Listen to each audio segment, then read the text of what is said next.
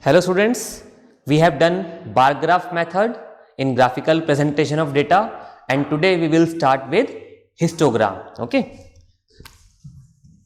So the second graphical method to present the data graphically is histogram.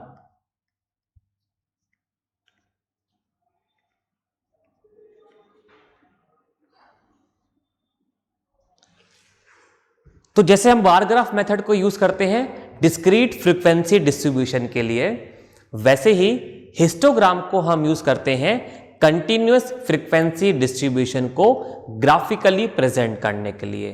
Continuous frequency distribution क्या था? Class interval वाला data presentation, याद है हमने questions किए थे। सो अगर हमें कंटिन्यूअस फ्रीक्वेंसी डिस्ट्रीब्यूशन या क्लास इंटरवल्स गिवन है एंड उस डेटा को अगर हमें ग्राफिकली प्रेजेंट करना है, in that case we will use histogram. Okay, so histogram is used to present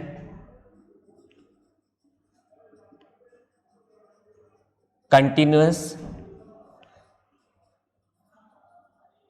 frequency distribution graphically.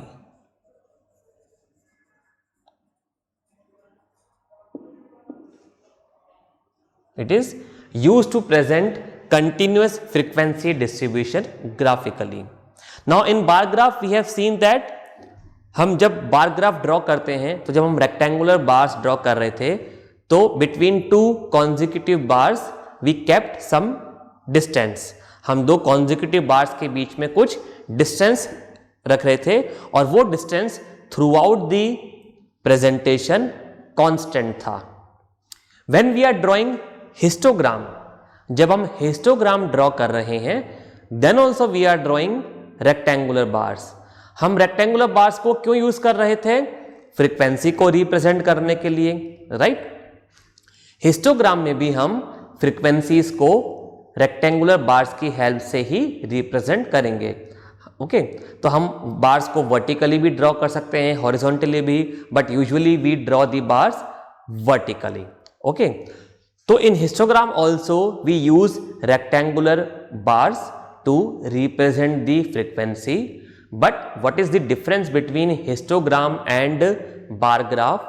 Bar graph discrete frequency distribution को represent कर रहा था, हिस्टोग्राम कंटिन्यूअस फ्रीक्वेंसी डिस्ट्रीब्यूशन को रिप्रेजेंट कर रहा है। एंड क्योंकि नाम है कंटिन्यूअस फ्रीक्वेंसी डिस्ट्रीब्यूशन, रिकॉल कीजिए जब हमने क्लास इंटरवल वाले क्वेश्चंस किए थे तो क्लासेस किस तरह से थी। फॉर एग्जांपल 0 to 10, मैं एक बार यहां पर लिख देता हूं क्लासेस और क्लास इंटरवल। तो अभी हम फ्रीक्वेंसीज नहीं ले रहे हैं, हम केवल क्लास इंटरवल्स देख रहे हैं, क्लासेस देख रहे हैं कि किस तरीके से हमने बनाई थी। 0 to 10, okay, 10 to 20, 20 to 30, 30 to 40 and 40 to 50। तो फॉर एग्जांपल हमें स्टूडेंट्स के मार्क्स गिवन है आउट ऑफ 50, तो हमने इस तरीके से 5 क्लासेस कंस्ट्रक्ट कर दी थी। ओके, अब इस क्लासेस को देखिए आप, ये वैल्यू और ये वैल्यू इक्वल है, ये वैल्यू और ये वैल्यू इक्वल है एंड सो ऑन। ओके, कौन सा मेथड है ये? एक्सक्लूसिव मेथड है। अब यहां पर क्योंकि इन दोनों वैल्यूज के बीच में कोई डिफरेंस नहीं है, तो जब हम हिस्टोग्राम ड्रॉ करते हैं तो दो एडजेसेंट रेक्टेंगुलर बार्स के बीच में कोई डिस्टेंस नहीं होता है। जब हम हिस्टोग्राम में रेक्टेंगुलर बार्स ड्रॉ करते हैं फ्रीक्वेंसी को रिप्रेजेंट करने के लिए, तो उन बार्स, रेक्टेंगुलर बार्स के बीच में कोई डिस्टेंस नहीं होता है। ओके, क्योंकि यहां पर जो क्लास इंटरवल्स हैं इनमें, इन दो वैल्यू में upper limit of a class and lower limit of the next class, इनमें कोई डिफरेंस नहीं है। सो दैट्स व्हाई हिस्टोग्राम में भी जब हम रेक्टेंगुलर बार्स ड्रॉ करेंगे फ्रीक्वेंसीज को रिप्रेजेंट करने के लिए, तो दो एडजेसेंट बार्स के बीच में कोई डिस्टेंस नहीं होगा। ओके, तो जब हम हिस्टोग्राम अभी ड्रॉ करेंगे तब देखेंगे कि किस तरीके से ड्रॉ करना है, but then there will be no distance between the two adjacent rectangular bars. Now in bar graph we will keep the width of the bar and that will remain constant throughout the presentation or the graph. In histogram, the width of the rectangular bar will represent this class. जब हम histogram draw करेंगे तो जो rectangular बार का width होगा वो क्या represent करेगा, वो इस क्लास को रिप्रेजेंट करेगा। Okay, so the width of the histogram represents a particular class. Now अगर ये क्लास इंटरवल कांस्टेंट है, ओके, अगर ये क्लास इंटरवल कांस्टेंट है तो जो हम रेक्टेंगुलर बार्स बनाएंगे उनका विड्थ भी कांस्टेंट होगा। अब क्या ये क्लास इंटरवल्स इसके अलग भी कुछ हो सकते हैं? यस, हो सकते हैं। तो हम क्वेश्चंस में देखेंगे कि इसके अलावा और किस तरीके से डेटा हमें गिवन होगा और उसे हम कैसे हिस्टोग्राम की फॉर्म में प्रेजेंट करेंगे। ओके फाइन, तो हम एक एग्जांपल लेते हैं और देखते हैं कि हिस्टोग्राम हमें किस तरीके से ड्रॉ करना है। मैं डिक्टेट कर रहा हूं, आप क्वेश्चन लिखिए and then we will represent it with the help of a histogram. तो पहले मैं इसको रब कर देता हूं।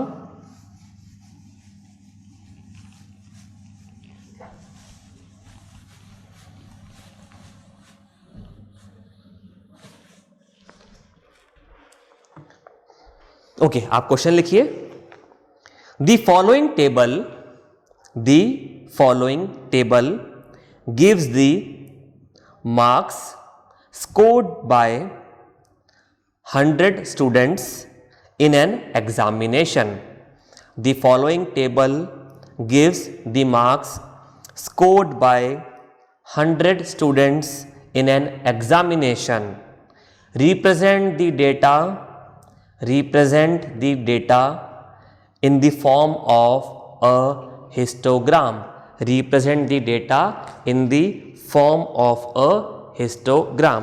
तो डेटा मैं लिख रहा हूं बोर्ड पर, आप भी इसको नोट कर लीजिए।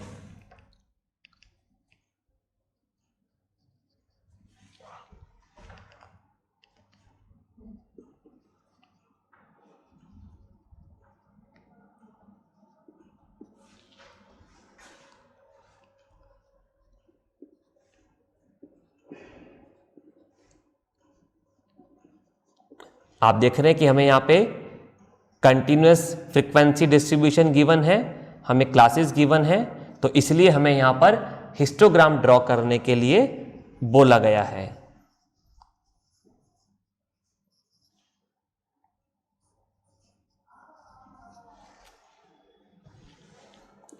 These are the frequencies.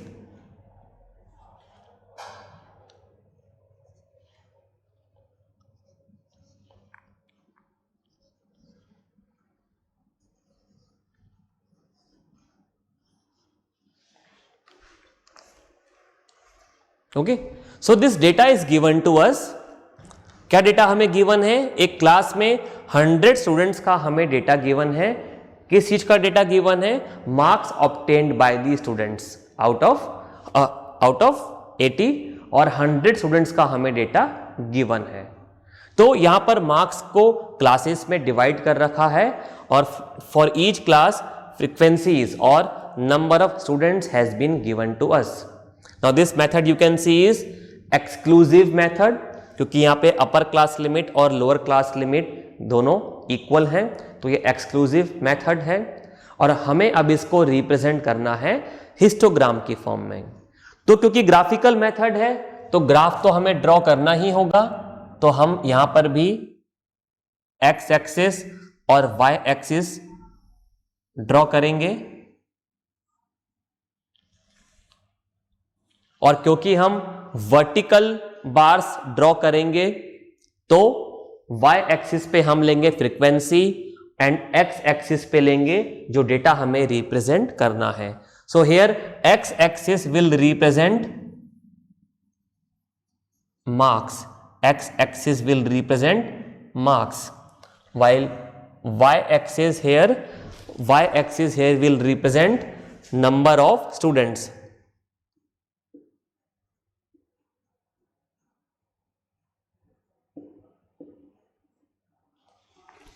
तो हमने y एक्सिस पे फ्रीक्वेंसी यानी कि नंबर ऑफ स्टूडेंट्स लिख दिया और x एक्सिस पे हमने मार्क्स लिख दिया। अब देखिए हमें हिस्टोग्राम कैसे ड्रॉ करना है। ये वैल्यू 0 होगा ओरिजिन, जहां पर x और y एक्सिस मीट करते हैं। अब ये देखिए आप कि जो हमें डेटा प्रेजेंट करना है, उसमें फर्स्ट क्लास का लोअर क्लास लिमिट क्या है, यानी कि ये वाला वैल्यू।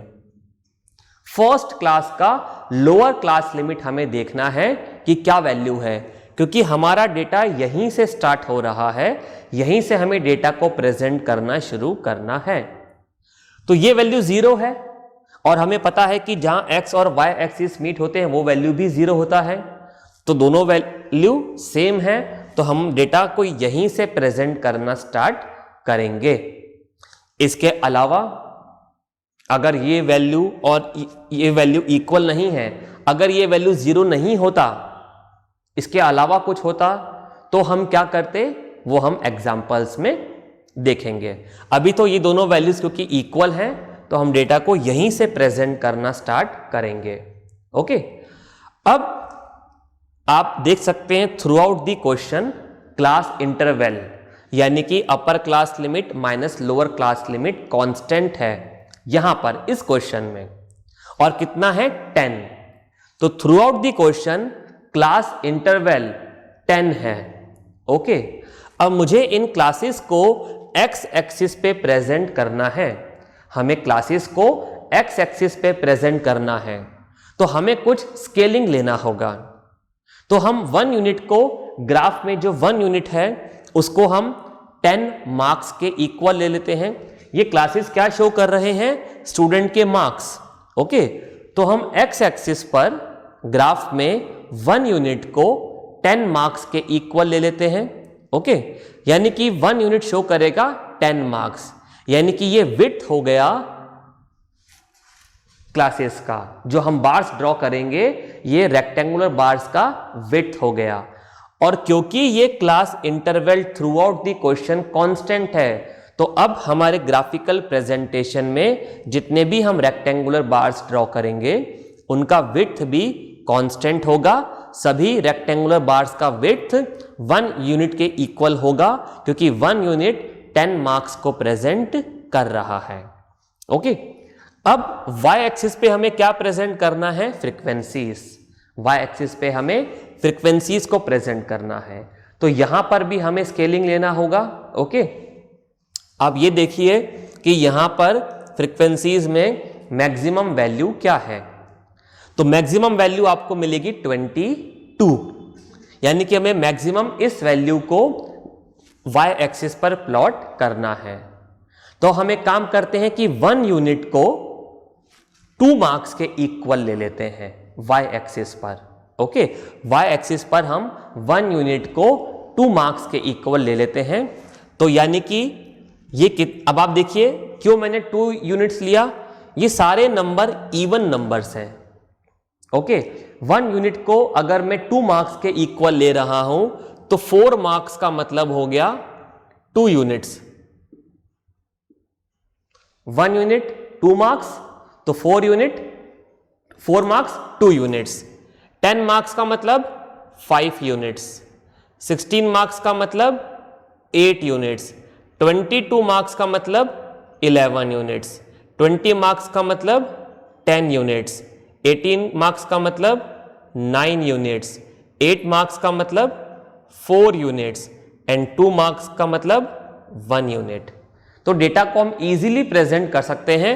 सारी वैल्यूज फ्रीक्वेंसी कॉलम में इवन नंबर्स हैं।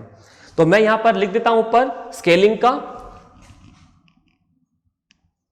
On x axis 1 unit equals to 10 marks on y axis.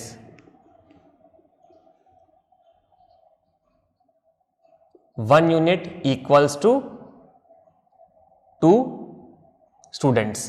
हम क्या शो कर रहे हैं? Number of students. तो 1 unit equals to 2 students. Okay fine. तो मैं यहां पर अब मार्किंग कर देता हूं. मैं अप्रोक्सीमेट वैल्यूज ले रहा हूं. तो ये वैल्यू 10 हो जाएगा. देन 20, 30, 40, 50, 60, 70. कहां तक का डेटा हमें प्रेजेंट करना है? Upper limit of last class is 80. तो मुझे 80 मार्क्स तक यहां पर प्रेजेंट करने हैं. So this value will be 80. Okay. Then y axis पर 1 यूनिट इक्वल्स टू 2 स्टूडेंट्स. तो 2, 4, 6, 8, 10, 12, 14, 16, 18, 20, 22. एक वैल्यू और लिख देते हैं 24. 2, 4, 6, 8, 10, 12, 14, 16, 18, 20, 22, 24. तो आप देख सकते हैं कि हमें सारी ही वैल्यूज इजीली ऑब्टेन हो गई. यहां पर सारी इवन वैल्यूज हमें फ्रीक्वेंसी कॉलम में गिवन थी और वो हमें इजीली यहां पर मिल रही हैं. अब हमें कैसे रेक्टेंगुलर बार्स को यानी कि इस डेटा को प्रेजेंट करना है वो देखना है. तो यहां तक आपको समझ में आया कि हमें ग्राफ पहले कैसे ड्रॉ करना है, एक्स एक्सिस और वाई एक्सिस किस तरीके से कंस्ट्रक्ट करनी है और किस तरीके से हम डेटा को प्रेजेंट करेंगे. ओके. अब हमें बार्स कंस्ट्रक्ट करने हैं. तो देखिए फर्स्ट क्लास का फ्रीक्वेंसी कितना है? 4. तो y एक्सिस पर मुझे 4 यहां पर मिला. यहां से मैं एक हॉरिजॉन्टल लाइन ड्रॉ करूंगा. कहां तक? इस 10 वैल्यू तक. एंड देन इसको मैं इस तरीके से ज्वाइन कर दूंगा. मैंने क्या किया? ये 4 वैल्यू से मैंने एक हॉरिजॉन्टल लाइन ड्रॉ करी और उसको मैंने 10 पर ज्वाइन कर दिया. Now next class. तो ये क्लास क्या रिप्रेजेंट कर रही है? 0 to 10. ओके. और इसकी फ्रीक्वेंसी कितनी है? 4. तो मैंने यहां पर 4 लिख दिया मार्किंग के लिए. तो देखिए ये क्लास हो गई और ये उसकी फ्रीक्वेंसी हो गई. क्लियर है? Next class is 10 to 20. अब नेक्स्ट जहां पर फर्स्ट क्लास खत्म हुई है वहीं पर नेक्स्ट क्लास स्टार्ट हो रही है और उसकी फ्रीक्वेंसी कितनी है? 10. तो मुझे यहीं से सेकेंड क्लास को कंस्ट्रक्ट करना स्टार्ट करना है. ओके. फ्रीक्वेंसी कितनी है? 10. यानी कि ये वैल्यू.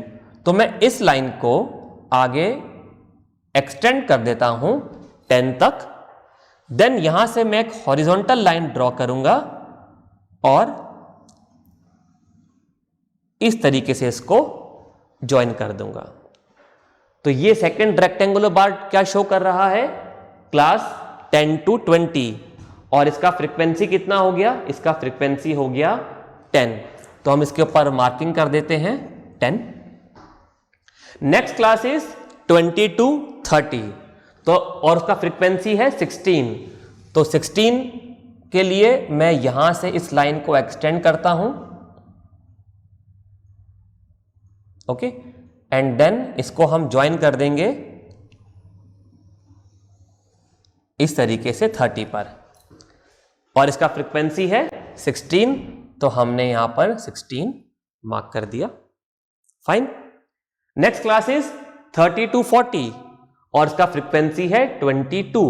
30 to 40 frequency 22. तो इस लाइन को हम एक्सटेंड करते हैं आगे 22 तक और इसको हमने ज्वाइन कर दिया.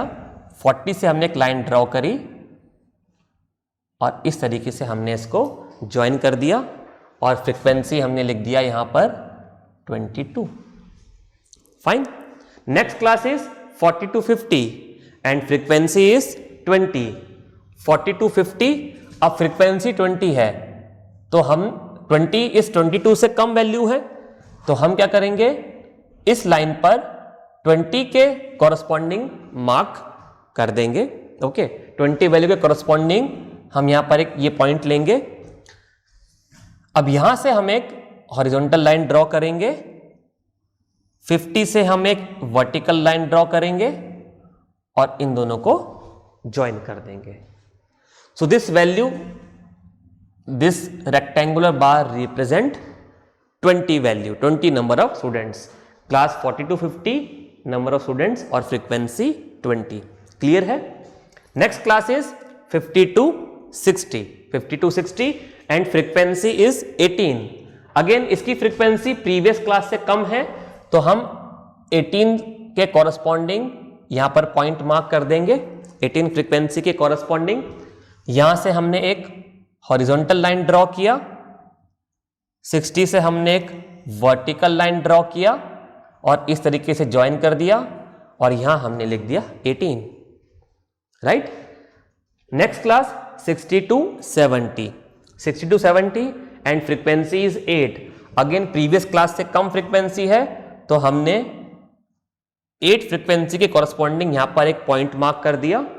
यहां से हमने एक हॉरिजॉन्टल लाइन ड्रॉ करी और उसको हमने 70 से ज्वाइन कर दिया और यहां हमने फ्रीक्वेंसी मार्क कर दिया 8। Last class is 70 to 80, frequency is 2। तो हमने 2 फ्रीक्वेंसी के कॉरस्पॉन्डिंग पॉइंट मार्क किया और इस तरीके से हमने इसको ज्वाइन कर दिया। Okay, this is our histogram. ये हमें हिस्टोग्राम मिला। आप पहले इसको ड्रॉ कर लीजिए, फिर मैं आपको एक बार और एक्सप्लेन करता हूं।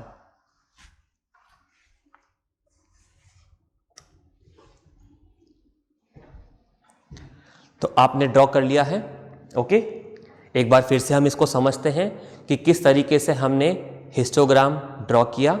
हमें जो डेटा गिवन था वो कंटिन्यूअस फ्रीक्वेंसी डिस्ट्रीब्यूशन गिवन था और कंटिन्यूअस फ्रीक्वेंसी डिस्ट्रीब्यूशन के लिए ही हम हिस्टोग्राम ड्रॉ करते हैं।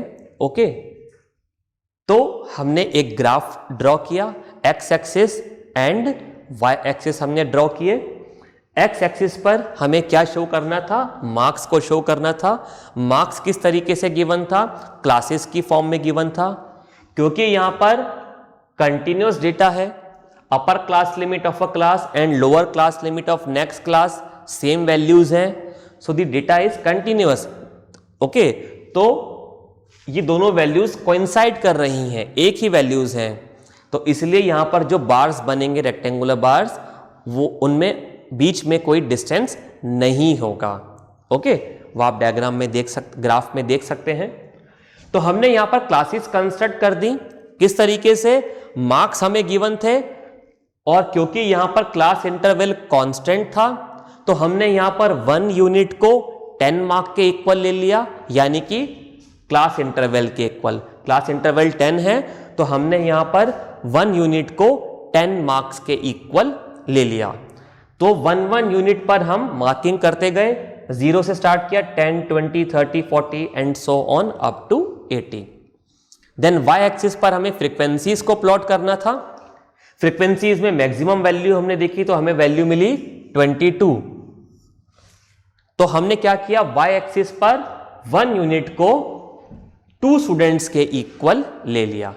ओके, हमने मार्किंग कर दी फ्रीक्वेंसीज की, राइट। देन हमें अब रेक्टेंगुलर बार्स ड्रॉ करने थे, तो हमने फर्स्ट बार कैसे ड्रॉ किया? हमने 4 फ्रीक्वेंसी से एक हॉरिजॉन्टल लाइन ड्रॉ करी और उसको हमने 10 से ज्वाइन कर दिया। इस 10 से भी हमने एक वर्टिकल लाइन ड्रॉ करी और इन दोनों लाइंस को आपस में ज्वाइन कर दिया। तो ये जो बार मिला, ये फर्स्ट क्लास 0 से 10 कॉरस्पॉन्डिंग अ फ्रीक्वेंसी ऑफ 4, इस क्लास को रिप्रेजेंट कर रहा है।